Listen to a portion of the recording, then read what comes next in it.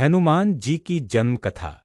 बहुत समय पहले त्रेतायुग में एक वन था जिसका नाम था अंजना पर्वत। वहीं पर रहती थी एक अत्यंत सुंदर और धर्मप्रायर अप्सरा जिनका नाम था अंजना। अंजना जी स्वर्गलोक की अप्सरा थी, लेकिन एक बार ऋषि के शाप से उन्हें पृथ्वी पर जन्म लेना पड़ा। वे भगवान शिव की बड़ी भक्त थीं और मन ही मन यही प्रार्थना करती थीं, हे महादेव, मुझे ऐसा पुत्र दीजिए जो शक्तिशाली हो, बुद्धिमान हो और प्रभु की सेवा में सदैव तत्पर रहे।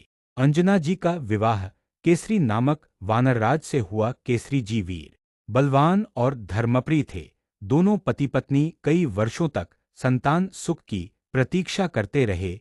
वे निरंतर भगवान शिव की उपासना और तपस्या करते रहे। पवन देव का आशीर्वाद। उधर अयोध्या में राजा दशरथ ने पुत्र प्राप्ति के लिए पुत्रकामेष्टि यज्ञ किया।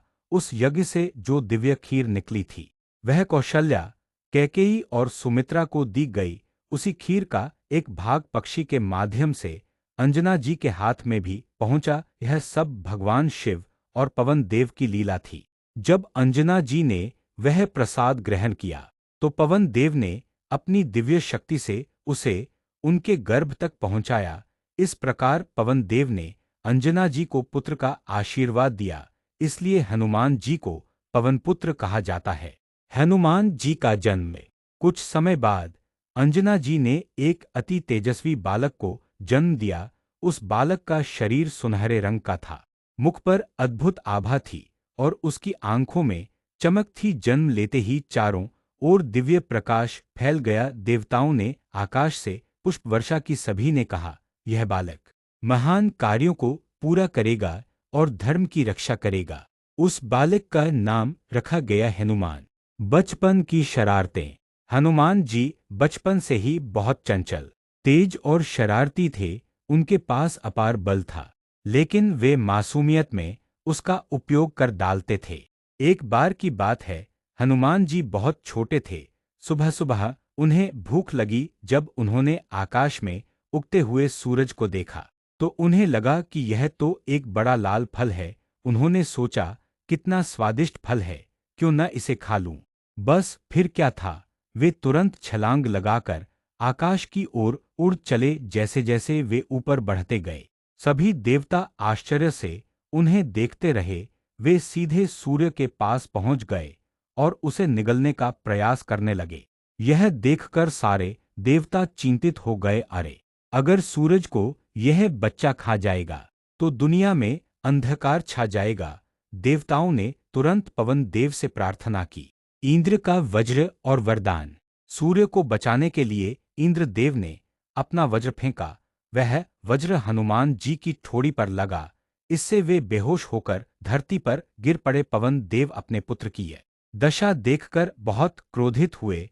वे अपने पुत्र को उठाकर गुफा में ले गए और पूरे ब्रह्मांड से वायु खींच ली। जैसे ही वायु रुक गई, सभी जीवजंतु, देवता और मनुष्य कष्ट में पड़ गए। सभी देवता दौड़े दौड़े ब्रह्मा जी और भगवान शिव के पास पहुंचे। उन्होंने पवन देव से क्षमा मांगी और कहा, हे पवन देव, आपका पुत्र अमर रहेगा। उसे अपार बल, बुद्धि और शक्ति का वरदान हम सब मिलकर देंगे। फिर सभी देवताओं ने हनुमान जी को अपने अपने वरदान दिए। ब्रह्मा जी ने दिया कि वे अजर-अमर रहेंगे। इंद्र ने दिया कि उनका वज्र हनुमान जी को कोई हानि नहीं पहुंचा सकेगा। सूर्यदेव ने उन्हें ज्ञान और विद्या का वरदान दिया। वरुण देव ने कहा कि उन्हें जल से कोई हानि नहीं होगी। अग्निदेव ने कहा कि अग्नि भी उनका कुछ नहीं बिगाड़ पाएगी। भगवान शिव ने उन्हें अपने अंश से अपार शक्ति दी। इस प्रकार छोटे से हनुमान अजेय, बलवान और विद्वान बन गए। बचपन की शिक्षा और लीला।